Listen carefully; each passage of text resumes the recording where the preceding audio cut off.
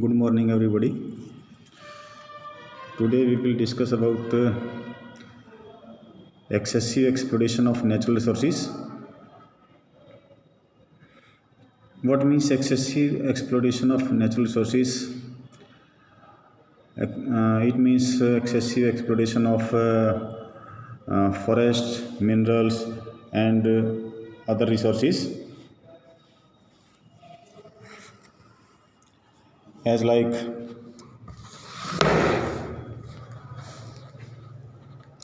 soils. Natural resources are also called natural resources. Following observations may be noted in this regard. Economic growth achieve करने के लिए हम जो है natural capital या नेचुरल रिसोर्सेज को एक्सेसिवली एक्सप्लॉइट करते हैं। हमारे जो फॉरेस्ट हैं वो उनको डिस्ट्रॉय करते हैं और इसका रिजल्ट क्या होता है? Increase in production there is depreciation of physical capital and natural capital.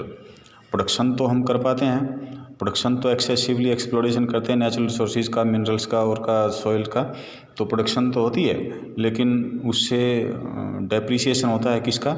उससे लॉस होता है। It creates loss of physical capital, loss of natural capital. उसके बाद often we make provision for the replacement of physical capital. हम जो है physical capital तो replace कर लेते हैं, फिजिकल कैपिटल में मशीनरी है, इक्विपमेंट्स हैं, लेकिन नेचुरल रिसोर्सेज को रिप्लेस नहीं कर पाते हैं, इसका कोई सब्स्टिट्यूट नहीं है। इससे जो है एनवायरमेंटल डिग्रेडेशन क्रिएट होती है। उसके बाद है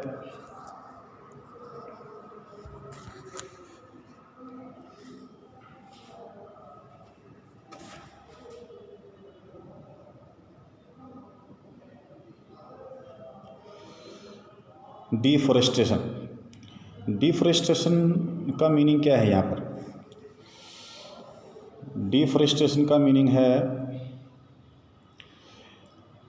it is a boon as it offers a variety of things to consume, enhancing the quality of life, but it is a bane when it causes deforestation. This is how it happens. Trees are felled to meet the growing demand for wood.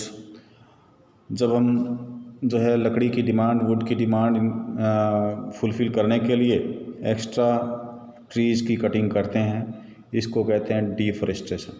इससे हमारा जो environmental degradation है वो create होता है और industries की demand के लिए, इंडस्ट्रियल जो है वो डिमांड के लिए और जो है डोमेस्टिक डिमांड के लिए हमें डिफॉरेस्टेशन को ऑप्ट करना पड़ता है। तो deforestation is major cause of environmental degradation. Now industries leads to urbanisation, और अर्बनाइजेशन के लिए जो है हमें डिफॉरेस्टेशन की ज़रूरत पड़ती है। More and more forest are cleared for the development of townships के लिए, अर्बनाइजेशन के लिए जो है डिफॉरेस्टेशन यानी जो है जो हमारे जंगल हैं, फॉरेस्ट हैं, उनकी कटाई की ज़रूरत पड़ती है। और जैसे जैसे अर्बनाइजेशन बढ़ता है, जैसे जैसे पॉपुलेशन इंक्रीज होती है, वैसे वैसे डिफॉरेस्टेशन को ऑप्ट करना पड़ता है। इससे हमारे एनवायरनमेंट पे नेगेटिव इम्पैक्ट पड़ता है। अब उसके बाद है मल्टीपर्पज़ रिवर प्रोजेक्ट्स, लाइक जिस तरह की जो भाखड़ा डैम है, और या फिर जो है कोई दामोदर डैम है, इस टाइप के जो प्रोजेक्ट्स हैं, इस टाइप के प्रोजेक्ट्स के लिए भी जो है डिफॉरेस्टेशन को ऑप्ट करना पड़ता है। जब हम डैम्स डेवलप करते हैं तो फॉरेस्ट्स को डिस्ट्रॉय करना पड़ता है। उसके बाद जो है लैंड डिग्रेडेशन कैसे होती है। लैंड डिग्रेडेशन जो है, degradation of land means loss of fertility. जब हम पेस्टिसाइड्स का, फर्टिलाइजर्स का, इंसेक्टिसाइड्स का एक्सेसिवली यूज़ करते हैं तो लैंड फर्टिलिटी, यानी कि जब हम केमिकल युक्त फार्मिंग करते हैं, केमिकल फर्टिलाइजर का यूज़ करते हैं, उससे जो है लैंड की फर्टिलिटी का लॉस होता है। Fertility of land decreases due to excessive use of pesticides, fertilisers. ठीक है, तो इससे सॉइल इरोजन जो है एक रीजन होता है। तो सॉइल इरोजन भी एक रीजन होता है कॉज्ड बाय स्ट्रॉन्ग विंड्स और फ्लड्स की वजह से, स्ट्रॉन्ग विंड्स की वजह से सॉइल इरोजन होता है। When we talk of soil erosion we are referring to loss of upper layer of the soil. जब हम जो है सॉइल इरोजन की बात करते हैं तो जो अपर लेवल ऑफ सॉइल है उसका एक्सप्लोडेशन होता है, और जो फर्टिलिटी की बात करते हैं, फर्टिलिटी अपर लेवल में ही होती है, तो इससे फर्टिलिटी का लॉस होता है। अब excessive water loads on the top of soil, जब एक्सेसिवली अपर लेयर पे जो है लैंड की अपर लेयर पे पानी जमा रहता है, वाटर लॉगिंग होती है, तो इससे भी जो है जो सॉइल के न्यूट्रिएंट्स हैं वो ख़त्म हो जाते हैं और फर्टिलिटी का लॉस होता है। अब एनवायरमेंटल डिग्रेडेशन के कॉजेज़ क्या हो सकते हैं, इसमें फर्स्ट है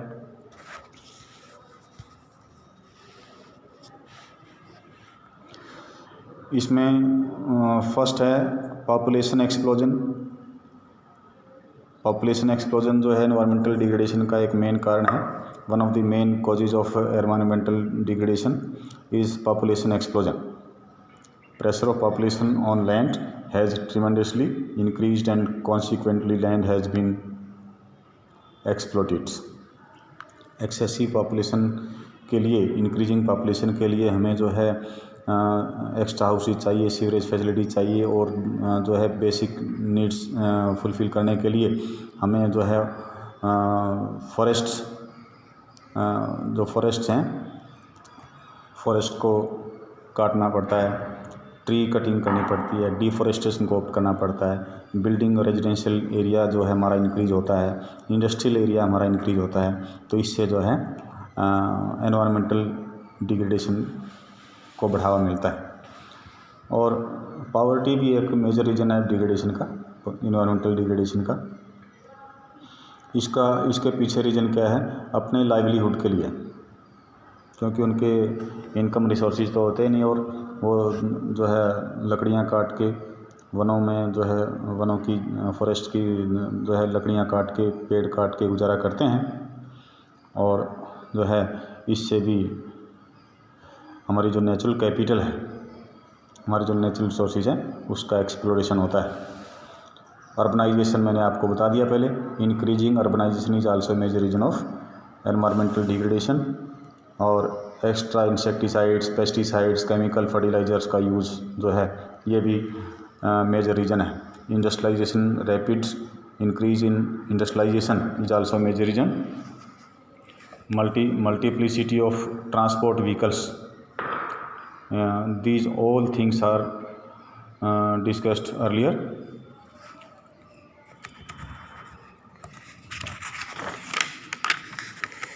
उसके बाद है कि एनवायरमेंटल जो डिग्रेडेशन है उसकी परसेंटेज क्या है। India is the habitat of nearly 18% of the world's population. आप जो है पूरे वर्ल्ड की पॉपुलेशन का शेयर लगाएं तो वैसे अब इंक्रीज हो गई है कि जो है पूरे वर्ल्ड की टोटल पॉपुलेशन का 18% हमारे इंडिया में रहता है। अंडरस्टूड है कि पॉपुलेशन प्रेशर ज़्यादा है। This along with the fact that 21.9% of countries population जो है हमारी लगभग 22% पॉपुलेशन बिलो पॉवर्टी लाइन है, जो फूड के लिए, क्लॉथ के लिए, शेल्टर के लिए जो है स्ट्रगल करती है। तो ये भी एक मेजर रीज़न है एनवायरमेंटल डिग्रेडेशन का। Production and consumption waste are being generates beyond the absorption capacity of environment, कि जो प्रोडक्शन कंजम्पशन प्रोसेस है उससे जो वेस्ट क्रिएट होता है उस वेस्ट का जो है बेटर मैनेजमेंट नहीं है, तो इससे भी हमारा जो है हमारे यहाँ पोल्यूशन क्रिएट होता है। Dichotomy of environmental degradation. Environmental degradation in India points to a paradoxical situation in country. It is occurring and expanding owing the staggering poverty as well as rapid growth of production. इसका मतलब क्या है कि environmental जो degradation है वो उसका major reason poverty है, और जो प्रोडक्शन एक्टिविटीज़ हैं, production activities excessive production activities की वजह से हमारे यहाँ पर एनवायरमेंटल डिग्रेडेशन क्रिएट होता है। There creates a environmental degradation in India due to poverty, due to production activity. Hard facts: poverty is the principal cause of environmental degradation in rural area. जो poverty है, poverty का जो main ratio है, poors की main ratio है वो गांव में रहती है, और गांव में ही एनवायरमेंटल डिग्रेडेशन ज़्यादा देखने को मिलता है रूरल एरिया के अंदर। ट्री कटिंग जो है, ट्री कटिंग का प्रोसेस है, जो अर्बनाइजेशन की जहाँ तक बात है, इंडस्ट्रियलाइजेशन की जहाँ तक बात है, वो अर्बन एरिया से कंसर्न है, ठीक है। But we found millions of people under poverty line in rural area. अब बात आती है कि हम जो है कैसे सेव कर सकते हैं environment, how we can save environment.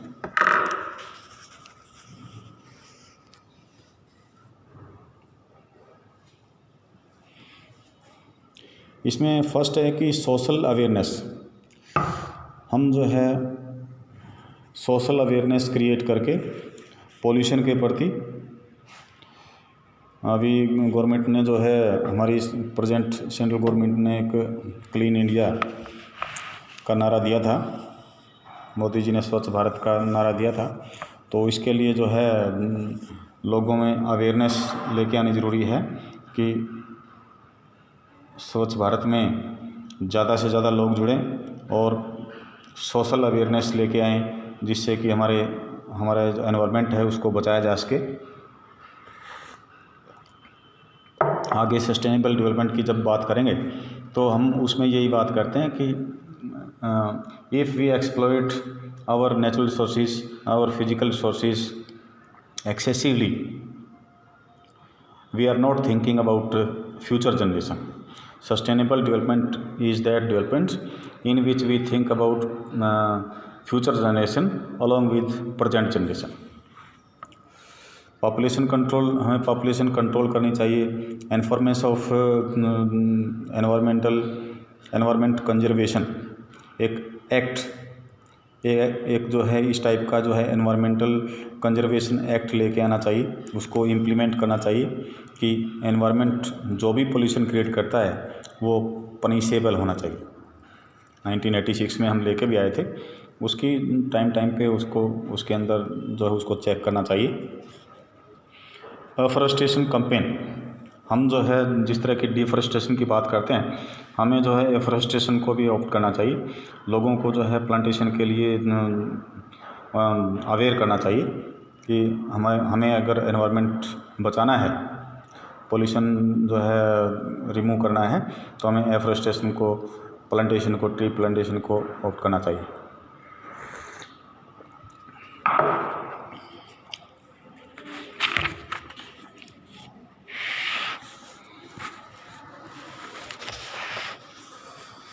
उसके बाद है control over industrial and agriculture pollution. हमें जो है इंडस्ट्रियल और एग्रीकल्चर पोल्यूशन को जो है कंट्रोल करना चाहिए। जो चिमनीज़ हैं, अर्बन एरिया से कंसर्न इंडस्ट्रीज़ के अंदर चिमनीज़ हैं, या फिर जो है जो पेस्टिसाइड्स और केमिकल फर्टिलाइजर्स मैन्युफैक्चरिंग इंडस्ट्रीज़ हैं, उनको आउटर एरिया के अंदर एस्टेब्लिश करें। और एग्रीकल्चर जो है हम ऑर्गेनिक केमिकल बेस्ड फार्मिंग की बजाय हम ऑर्गेनिक फार्मिंग का यूज़ करें। Organic farming is more beneficial for farmers. और organic farming means farming with the help of animal wastes, animal ducks. ये जो है जो एनिमल फार्मिंग है, एनिमल वेस्ट बेस्ड फार्मिंग है, इससे जो फर्टिलिटी है, लैंड फर्टिलिटी है, वो लंबे टाइम तक बनी रहती है। हम प्रेजेंट जनरेशन के साथ साथ फ्यूचर जनरेशन के लिए फर्टिलिटी छोड़ के जाएंगे।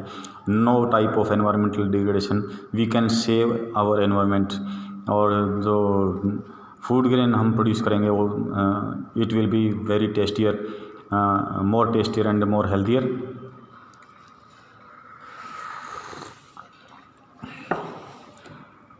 हमें water management, river water should be kept clean and provision. हमें जो है जो वाटर रिवर है, जिस तरह की अभी मुहिम चलाई थी, मोदी जी ने कैंपेन चलाई थी कि हमारी गंगा शुद्ध होनी चाहिए, इसके लिए भी सोशल अवेयरनेस जो है चलाई गई कि हम गंदगी रिवर्स में ना फेंकें, पेस्टिसाइड्स रिवर्स में ना फेंकें। इससे जो है जो रिवर्स का पानी है, नदियों का पानी है, वो शुद्ध रहेगा, वाटर पोल्यूशन क्रिएट नहीं होगा और ड्रिंकिंग वाटर फैसिलिटीज़ को इम्प्रूव कर पाएंगे। और जो सॉलिड वेस्ट है, इंडस्ट्रियल जो सॉलिड वेस्ट है, उसको डिस्ट्रॉय करने का मैनेजमेंट होना चाहिए। ठीक है, एसेंशियल जो एफर्ट्स हैं वो करने चाहिए। और housing improvement in houses should be neat and clean. जो हाउसेज हैं वो जो है अपने अपने घर, सभी फैमिलीज़ अपने अपने घर, अपने अपने हाउसेज जो है क्लीन रखें, नीट एंड क्लीन रखें। उनमें भी जागृति लेके आना ज़रूरी है, अवेयरनेस लेके आना ज़रूरी है। वेल लाइटेड होने चाहिए, वेल एयरी होनी चाहिए। ठीक है,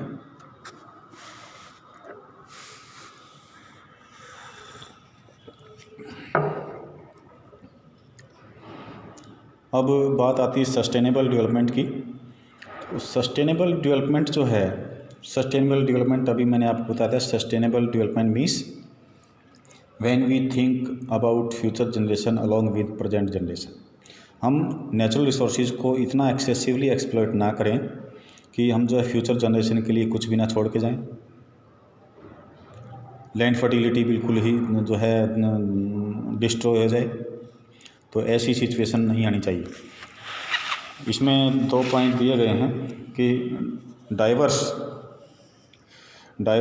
crops grown on land have led to a fall in soil fertility, कि जो एक ही लैंड पे डिफरेंट टाइप की क्रॉप्स प्रोड्यूस करने से लैंड फर्टिलिटी जो है डिक्रीज होती है। एक साल में हम 3-4 फसल ले लेते हैं उसी ज़मीन पे, तो उसकी फर्टिलिटी डिक्रीज होगी। उसके बाद है excessive mining of iron, coal, gold, silver and extraction of crude oil has led to depletion of their stock. कि अगर हम एक्सेसिवली एक्सप्लॉइट करेंगे,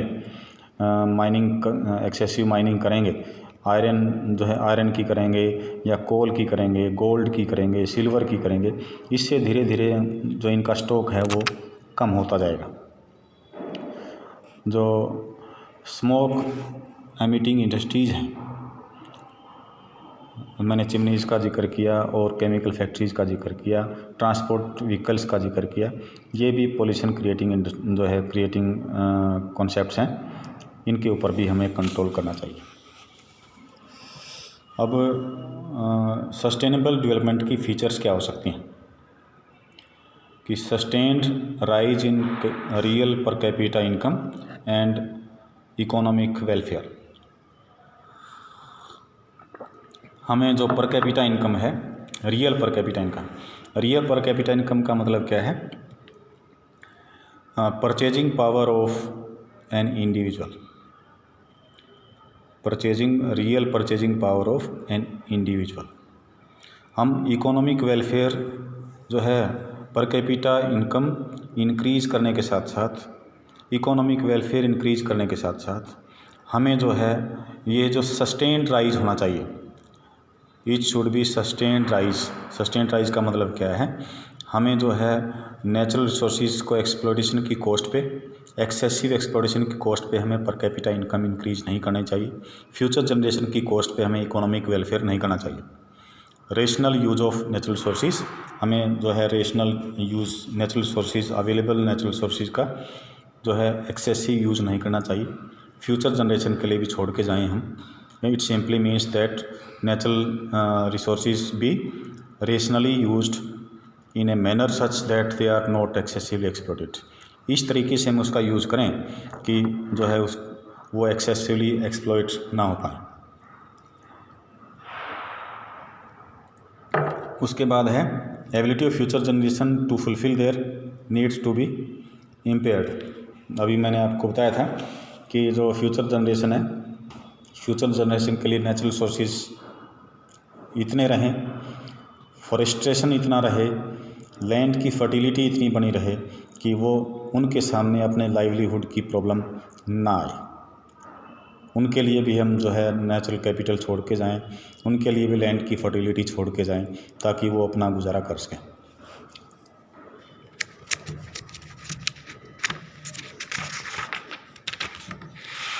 उसके बाद है चेक ऑन पॉल्यूशन। अंडरस्टूड है कि सस्टेनेबल डेवलपमेंट पॉल्यूशन फ्री होना चाहिए। पॉल्यूशन फ्री कब होगा कि इंडस्ट्रियल जो वेस्ट है, जो हार्ड वेस्ट है, उसका बेटर मैनेजमेंट होना चाहिए। और जो फार्मिंग है, फार्मिंग ऑर्गेनिक फार्मिंग को ऑप्ट करें, तभी हम पॉल्यूशन जो है वाटर पॉल्यूशन से बच सकते हैं, एयर पॉल्यूशन से बच सकते हैं। ठीक है। और जब हमें पॉल्यूशन फ्री एनवायरनमेंट मिलेगा तभी हम हमारे यहाँ पर जो है एनवायरनमेंट में ऑक्सीजन की कमी नहीं होगी और हमारे यहाँ डिजीज़ नहीं पनपेंगी, सोशल कॉस्ट कम होगी, पर कैपिटा कॉस्ट कम होगी, लिविंग कॉस्ट कम होगी और लोगों की, अगर लोग डिजीज़ से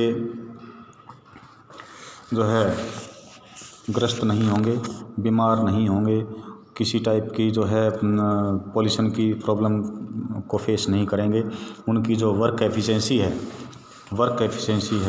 या कहीं की प्रोडक्टिव एफिशिएंसी है वो भी ज़्यादा होगी। आप समझते हैं कि फिजिकल और we can say work efficiency और productive efficiency of a healthy person will be is greater in comparison of unhealthy person. कोई भी इंडस्ट्री, कोई भी एमएनसी एक अनहेल्दी पर्सन को काम पे रखना नहीं चाहेगी। इसलिए हम कहते हैं कि hours working population should be healthy and educated.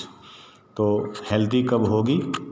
Firstly तो हमारे यहाँ पर मेडिकल फैसिलिटीज़ होनी चाहिए, उससे भी ऊपर है कि हमारे यहाँ पर पॉल्यूशन फ्री एनवायरनमेंट होना चाहिए। That's all for today.